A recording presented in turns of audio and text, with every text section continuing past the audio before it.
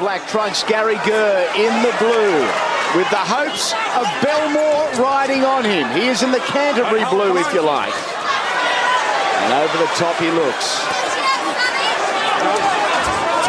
Nice turn from Sonny Bill Williams, who pushes out the left hand initially, leaning into his target. A little nervous, a little stiff, and that can be expected. Gary Gurr trying to get his opportunity early, which is what I think he probably needs to do. He's trying to pin Sonny Bill in the corner and unload, but Sonny Bill fighting clever.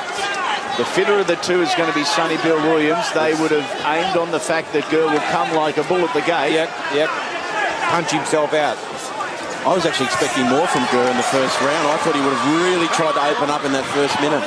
I think he's trying to, Paul, but, you know, like Sonny Bill backing off and, you know, going to that shoulder-like defence, you know, the cross-up, the rope-a-dope tactic, just covering his, head and his hand. Again, they get into the clinch now. Referee Cyril Cairns steps between the two men. Neither man with a punch of note as yet. That one blocked by Gurr, who comes on the front foot. Again, the two tie up. Williams getting in early. He's not going to allow Gurr to rough him up on the inside. No, he's fighting smart at this stage of the first round. When he goes back to the ropes, he puts his hands up in a tight defence and just waits for...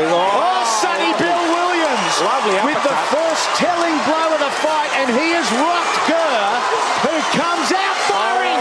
Williams with a big right hand. Beautiful right hand from Sonny Bill. Look at this, the two are trading late in the opening round. Sonny Bill Williams looking for a devastating knockout.